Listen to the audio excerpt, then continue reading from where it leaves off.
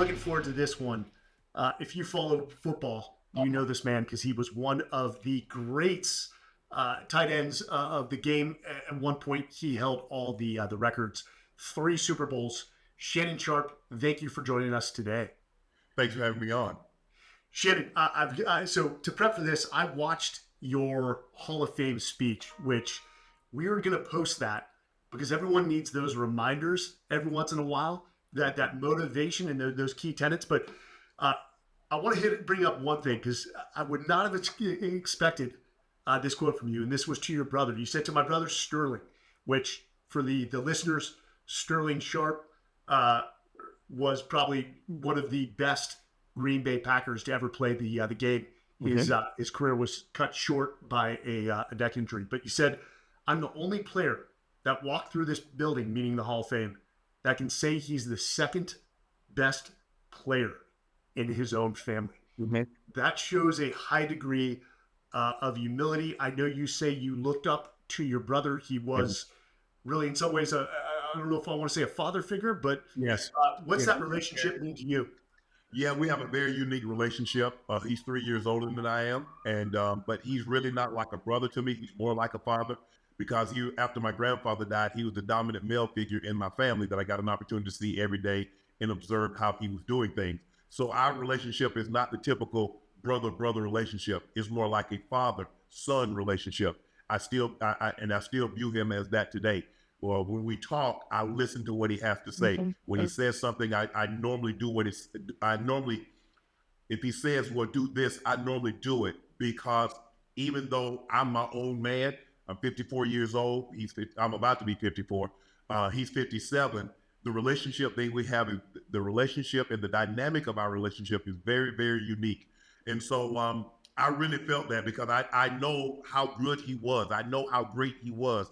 I know the path that he was on prior to that neck injury. And so it was only right for me to say this. Yes, I'm going into the Pro Football Hall of Fame today. And that is an unbelievable honor. And I want to thank these 44 men and women that bestowed this honor on me. But I'm the second best player in my family. And I'm in the Pro Football Hall of Fame. So that just goes to show you just how great my brother was. Now, did he also have to serve as a disciplinarian when you guys were young as well? Yeah, well, we unlike we fought. We had a brother relationship when it comes to fighting because I didn't want him to get the best of me.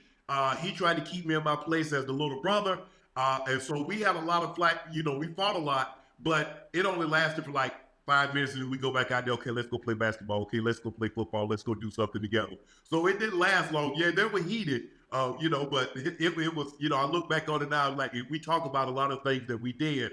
And we just laughed because, it was, I think we just had a typical relationship growing up. It didn't really dawn on me until I started to get older that I didn't view him as a brother. I view him more as a father. Now, when we were like, 8, 11 years old, he was a brother and I've tried to fight him and I'm trying to win the football game. I'm trying to win the basketball game or whatever we competing. I was trying to win. But as I started to get older, I started to get like 17, 18, 19. I was in my 20s and I was like, there's something unique about this relationship. I don't view him as a brother. But coming from a Navy SEAL, I would not want to fight either of you. I would have enjoyed watching those and who got the best of one another with the individual fights. So I've always wondered this question. Your brother went to the University of South Carolina, which was a big football school. You went to Savannah State University. What was the decision-making process behind that? That you chose let me say a lesser-known school at the time. I chose an HBCU. I was Prop 48. The year that I graduated, 1986, was the first year of Prop 48, which means you had to score at least 700 on the SAT to go to a D1 school, or you were not. You could go to the D1 school, you weren't going to be eligible to play. And so, or you had to go to JUCO, or you had to go a lesser route. And so I remember I called my brother and I said, man, I'm Prop 48 and everybody's backing away. And I was like, I'm just going to go join the Air Force. And he said, just hold on for a second. So he drove home and he said, does Savannah State still have that scholarship for you? I said, yeah, Coach Davis said, if I ever wanted to come to Savannah State, he had that for me. He says, I tell you what, go to Savannah State for a year. If you don't like it, you can always go to the military and say, you know what, I went to college, it wasn't for me, I chose to do something else. But you're going there for a year. At first he said, see if you like it. But then he says, no, you're going to Savannah State for at least a year. And when I went, it was the best decision of my life. I really enjoyed it. Coach Davis, who was my head coach at the time, looked at me like a son. He treated me like a son. And I can honestly say the professors, and the doctors, I don't know how many of them came to the games, but they sincerely wanted the best for Shannon Sharpe. Because although, and I said this all the time, I used to tell them I'm going to be a professional athlete, they knew I was going to be a representation of Savannah State. So they wanted to impart as much wisdom and as much knowledge as they possibly could, because I was going to be a reflection not only of Savannah State, but the doctors and the professors that taught me at Savannah State. So all those, Dr. Hayes Walton, who's passed on, Norman Elbow, who's passed on, Joanne Green, George McLemore, Gay Hewitt, all of those, man, they were Steve Smith, they were Dr. Welch, they were great for me. And I sincerely, I got up every morning. I didn't miss a class because I felt because I wanted to learn so much, and I felt I was learning so much with what they was teaching me. I couldn't miss a class. I would lay my clothes out the night before. My first class was at 8 o'clock. I never had a class that started later than 8 o'clock because I was up. I was done by noon, but 8 o'clock I was in class. I was attentive. Had my little briefcase. My jeans would start, but I felt that I was learning something every single day that was going to prepare me for the world. The best decision that I made. I am glad. I didn't really understand when I went to an HBCU, but as I was at Savannah State and I started hearing what they were telling me, and now it seems to be the niche thing now. Everybody's talking about HBCUs, but I went to an HBCU when it wasn't cliche, when they didn't have all the paraphernalia with all the HBCUs emblems on it, and so that was one of the best decisions that I made. And my brother was probably the main reason why I made that decision. That's one of my biggest regrets. You go to a large university, you sort of become a number, but sometimes in small family environments where you get a lot of attention, it changes the game for certain people. And the teachers actually knew my name. A lot of them addressed me as Mr. Sharpe. I remember Dr. Welch, who I had for a lot of because I was a criminal justice major, and he was the old FBI. And I remember him telling me, he's like, Mr. Sharpe, you're going to go places. He says, I see the way you sit in class. I see the way you take notes. He says, you're a well-prepared individual. He says, I don't get an opportunity. I hear about you. I know who you are. I know what you do on the football field. He says, but even if a football thing doesn't work out, you're going to do great things. So it sounds like Savannah State and the leaders that university really were formative on yourself as a person. Not only they really were. Probably one. I had when I first got to Savannah State, I was obviously I was Prop 48, but I was in what they call developmental studies, which means I was in remedial classes. So all the classes I was taking were not going towards graduation. So I had to get out of those classes in order for me to start taking classes that was going to go towards me getting a degree. One of my professors was Dr. George McLemore. And after the first day, I remember she asked me to read. She asked me a lot of different things, and I was like this. I was reading, and I would, she asked me a word, what it meant, and I would give her that. And after class, she called me up to the desk, and she always, to this day, when I went back in 2009 for Shannon Sharpe, they retired my number, and she still calls me Mr. Sharpe to this day. She called me up at the end of class. She said, Mr. Sharpe, I don't want to see you after this quarter. She said, you're too smart to be in this class. She said, no, I don't want to see you after this quarter. I said, yes, ma'am. I got out of there. So I was in all remedial classes, reading, I was in English, and I was in math. I got out of all of those classes and started taking classes towards my graduation inside of 2 quarters. It doesn't matter where you start. It matters where you finish. And I think you're living proof of that. So, you were taken in the 7th round of the draft. Yes. Do you sort of associate that with Savannah State maybe not getting as much attention because it was a smaller school. Naturally, they didn't know how you would play against, I guess, the larger Yeah. D1s. I think Yeah. that's what it was. I think the main thing is not whether we didn't get attention because obviously they found me and they got me in the 7th round. They just thought the numbers that I put up was against lesser competition. And so how he's going to perform against the better competition. But what they couldn't measure was my desire inside to beat the man across from me. And so, okay, yes, they had more people to do more things with. They had more coaches and they had a training table and they had trainers and they had strength and conditioning coaches. And we didn't have that. But what I had was a desire to lift my family out of poverty, to get my grandmother out of a situation, to get my family out of a situation, to make sure my kids never had to have an hour, let alone a day or life in the life that I had. That was what drove me. But they couldn't measure that. Okay, you can measure how tall I am, how much I weigh, how fast I am, how much I can lift, but you can't measure what's inside of me and how much and how bad I want to get out of a situation. And because they couldn't measure that, they had no idea the passion that I had to leave that environment and to be good and to go to the NFL and do a lot of the things that I did at Savannah State, do it while I was in the NFL. Character will always win out. So I want to get to, you've got a philosophy called the 3Ds. I want to get there. But before we do, there was a quote, and this is probably my favorite quote from you. My life for 14 years in the NFL was football. I ate, I drank, I slept, and thought football. That's all I wanted to do. I didn't take vacations. I didn't own a yacht. I didn't have a whole bunch of hobbies other than working out and getting ready for the upcoming season. I think for a lot of, the teenagers listening in on this, to even those in their 40s or 50s, you credit your success to 100% focus, and of course these 3Ds, which I'll allow you to describe. You gave all. Here's my question: having been a retired Navy SEAL, that is all I focused on. And funny enough, I never took a vacation because I felt if I took a vacation, I could possibly miss out on a rapid deployment. Right. And it cost me, I think balance. Yes. There That's is no. what I went. So did you do it at the sacrifice of maybe balance in your life in other areas? There is no balance to greatness. Either you choose greatness or you choose to be average. There is no scale. Greatness is here. If you notice, other things that it's not a seesaw. There is no balance. Okay, I got this. I'm able to attend. You have to make a decision. What's important to you? And what was important to me was my career. And yes, it hurt me in terms of being able to be to a lot of events for my kids. I missed recitals. I missed soccer practice. I missed football games. I missed lessons. I missed a lot of things.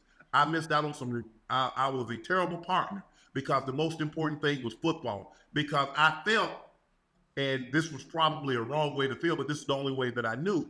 I feel I could get another partner. I couldn't get another professional career. And so I poured everything I possibly could into that career. And it wasn't until, and it's hurt me, later because now Undisputed has kind of taken the place of football. And so I've had to, readjust how I think because it was ruining my personal life because everybody doesn't want to sit around and watch the games. Because we go for football season, the basketball season, you got the playoffs, and you got the Super Bowl, and it's it's 24 hours. And I've had to, like, bro, if you want a relationship, a meaningful relationship, bro, you're gonna have to some of this is gonna have to go. And it finally dawned on me. It took me losing someone that I love very much to realize you made you happy. How about make somebody else happy now? And that's what I've decided to do. Now, I'm still going to be very devout about my job. I make sure I put all the time and energy and effort in it. But at some point in time, it's about something you got to do some other things. Now I've had to find that balance. I didn't know what balance was when I played football because I had focused so much on getting out of that environment. I grew up working 12 hours a day, making $5 a day, make $20 a day, but we had to drive an hour to the job. We had to be there at 6 o'clock. Yeah. We got up at 5 o'clock, drive an hour home, and then I would shower, go play basketball or go run because I still had to see, football, my college season coming up. So I had to do all of that. It took all of that. So I was like, there is no balance to greatness. And I knew what I wanted to be. I really knew what I wanted to be. I just didn't want to be good. Because there are a lot of guys, well, he played in the NFL, but I wanted people to remember me. I wanted people to remember Shannon Sharpe. I wanted people to know my name. I'm not just the guy on the team. I'm the guy. I wanted them to game plan for me. If we don't stop this 84 kid, we're gonna lose the game. That's how I thought in my head. And I felt the only way for me to get there was to do it the way I did it. And so now I've tried to back off of that because, now at that point in time when you were younger, you don't think of the things that I think about now never crossed my mind when I was playing in the NFL. Having someone there, I didn't think about, well, if you want to be here to share this, that's fine. But if you don't, that's fine too. Now, as I've gotten older, I want someone to share my success. I want someone to share my happiness but I want to make them happy. At that point in time, it was all about making me happy. And if you're not happy that I'm happy, oh well. So this segues well. And again, I'm going to quote you again. People often ask me how a small kid from Glenville, Georgia could win 3 Super Bowls and at one time own all the significant receiving records for a tight end. And you said to all the young people, listen to your answer. It's called the 3 Ds. Break down the 3 Ds because I think this is something people continually need to hear. And they've heard it before, however, it hasn't sunk in. But right. You've clearly been successful now, multiple domains as a pro football player, and now as a full-time professional commentator. Why are these 3 Ds sort of the foundation to your success? Well, the most important one is discipline, because without discipline, you can accomplish nothing. I've seen a lot of players, a lot of people that was more talented than Shannon, could articulate their words a lot better than I can articulate mine, but they were undisciplined. And discipline requires you to do your very best when no one else is watching. So when no one can see, everybody just sees the Sundays. Everybody just sees me talking on a daily basis, but they don't know the prep that I put into that. They don't understand the discipline that it took for me to get there. And so I'm very disciplined. The way I eat. Oatmeal every morning for 27 years. I ate oatmeal every single breakfast for 27 years, from 1993 until February of 2020. When the pandemic stopped, I didn't eat oatmeal anymore. So for 27 years, I ate the same thing for breakfast, egg whites and oatmeal. And during the season, I ate the same thing every single day. I didn't deviate. And for pregame meal, I ate the same thing for 14 years. And I did the same thing every single day. I woke up at the exact same time. I took the same route to work. I took the same route to the stadium. I did everything. I was so disciplined, so focused. I trained. Some days I didn't even feel like it. But I knew someone might be there, some kid in high school trying to get an advantage on me. He wants my job. Nah, you can't get this one, bro, because this keeps a roof over my grandmother's head. This keeps my kids fed. This keeps a roof over my head. So I ain't trying to get that up. So you can't get that from me. Determination. I was dogged in my determination because I knew where I come from. I wasn't trying to ever go back there. It doesn't do me any good to get there and then all of a sudden I have to go back there. Glenville is a great place to visit now. I don't want to live there. I want to visit there. So I was very, very determined to get to where I wanted to be and not ever get back there. And my dedication, everybody would tell you, I was dedicated to a task. It is a singular focus. That is the most important thing to me. When I was on the football field, beating the man across from me was more important than life.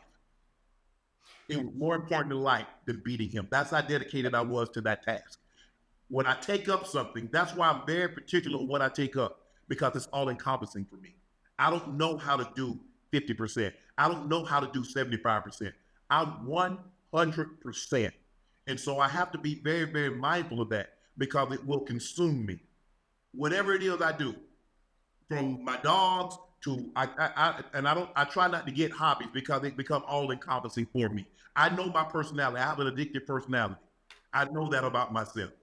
And so for me, and I tell people this all the time, football was the easiest job I had because someone was paid. God gave me that talent. I just harvested, fostered it, nurtured it, and voila. I mean, you don't have a talent to pick up pecans. You don't have a talent to clipped crop tobacco, a clipped onions, a bale of hay, a load of watermelons. You don't have you're not blessed with a talent to do that. That's just hard manual labor. And for 12 hours a day, that's what I did. And so now you mean to tell me somebody's gonna pay me millions of dollars and all I have to do is just God gave me ability. I've I've worked on it, I've harvested, and just go do that. Man, this was like I said, football was an easy job for me. It wasn't growing up and doing what I did. That was hard. So again, those are determination, dedication, and discipline. I've got to say, watching you on Twitter and some of the photos you post, good Lord, man, you are still killing the game. I feel like I got to go hit the gym after this. So your fitness and your diet, I mean, all I can say is highly disciplined. Yeah. Tell me a little bit. And you told us, you still eat egg whites, oatmeal in the morning. Tell us a little bit about your fitness. I just eat egg whites. I have like an egg white burrito with egg whites and chicken, egg whites and turkey rolled up into that. And then I come home after work. I get home about 9:20. I have 8 ounces of turkey, carrots, broccoli. Sometimes I have rice and carrots. Sometimes I have salad, rice, but it's normally one of those turkey or chicken. A little later, I might have another 8 ounces of chicken or turkey. Sometimes I have a lean cut of red meat, but it's pretty much the same thing. And that's every single day. And are you measuring or your macros, or is it just sort of become intuitive to this point where Oh yeah, it's 8 ounces. If I work out a little hard, I might go 9 ounces. But I measure everything: a cup of broccoli, a cup of carrots, a cup of rice. Everything is measured out. Salad with apples, sliced on top with olive oil and vinaigrette, balsamic. Yeah, everything is measured out. Everything to the umpteenth degree. It's a little harder now because I've gotten older. In the last 8 months, I've had 2 hips replaced, so I can't be as active as I want to be. I'm slowly getting back into it.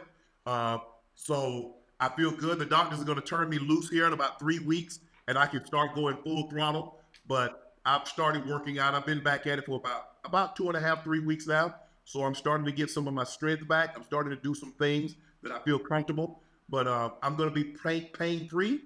And so I'm looking forward to getting back into it and putting some new pictures up. I knew we had something in common because I had my hip replaced in December of 2020.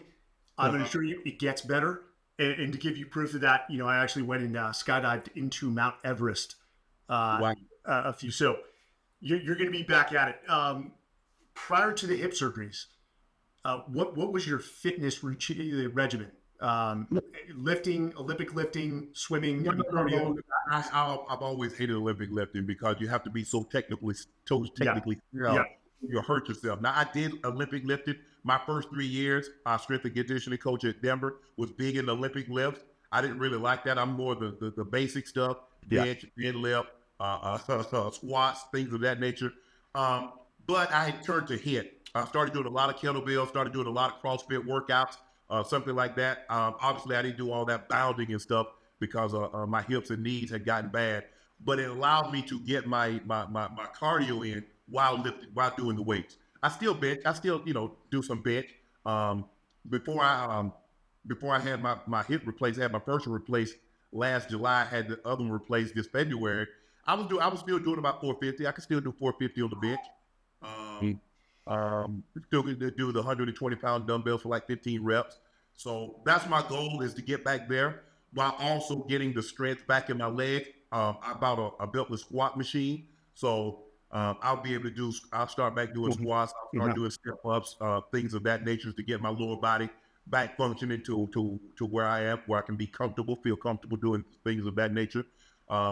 But I was doing the assault back. I like to roll. I mean, sometimes I go out there and I would roll, 3,000 meters, 2,000 meters, or I do, 5 or 10 500-meter roll sprints, and I try to do under 2 minutes with 2 minutes recovery. Do that 10 times. I'll do the assault bike. I'll do 15 calories in a minute, and I'll try to do 300. So every minute I'm doing 15 calories. Yeah. That last 15, That last 15, it's like, that you really don't have to do this, but my pride don't let me stop. My pride is like, I just go until I just can't go anymore. People talk about pride, man. Pride can drive you to do some Yeah. amazing things. It's when it turns to ego Give me that. just a second. Give me just a second. Give me Yeah. just a second. I'm ready. Okay. So we've hit diet, we've hit your sort of fitness regimen in terms of workouts. Again, following you on social media, I know you're extremely passionate about what is I'm going to safe to say a staple to your health, and it's Yes. called True Niagen Immune. Yes. I know it's an immune booster, and I know NAD plus is growing in popularity. It's rare that you see a guy of your stature that just believes so much in a certain supplement. Tell Yeah. us about True Niagen. You got it. you know, in the Bible, they say God says, has faith. He says, if you believe, I'll show you. Well, I'm not him. Show me and I'll believe. So when they told me about, a guy was telling me about this product, I was like, yeah, okay. And so I tried it. And that's the thing with me. If I'm gonna put my name on it, I just can't go out there and just sell a product and I don't believe it. I don't take the product. So I started taking it. And okay, I feel the energy boost. I feel the selling. I'll say, okay, maybe there's something to this. I said, well, let me take a little while longer.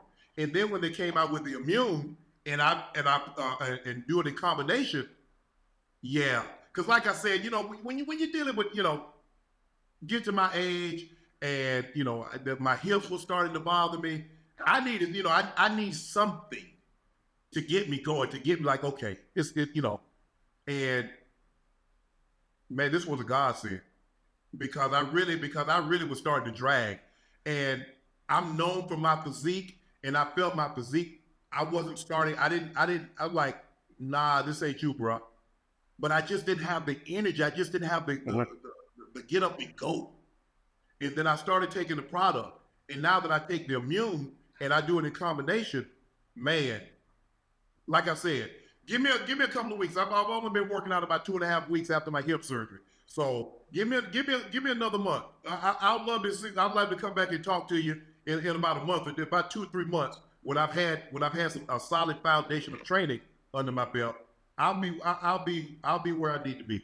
Yeah, you're where a lot of people would like to be right now. So that's your humility speaking. For those listening, so I'm going to go pick up a bottle.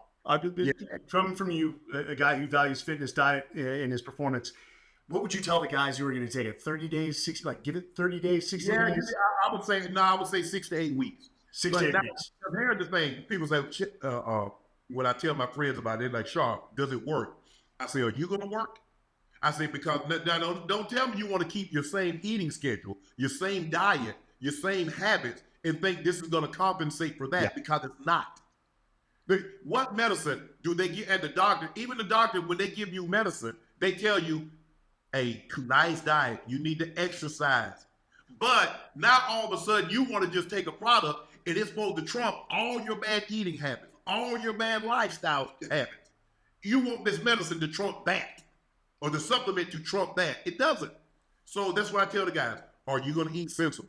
I'm not saying you have to be as strict as I am, but you can't eat pizza 4 days a week. No. You can't continuously drink like, man, Sharpe, man, I need my burgers. Sharpe, man, I need my pizza now. Okay, well, bro, you don't need this, because you're not doing what you should do. You want something to compensate for your bad diet, and you can't out exercise or take enough supplementation for a bad diet.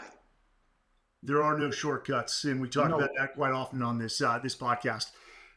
Shannon, we usually end this with 2 key questions. I think you might have answered one of the key questions, but we start off with this.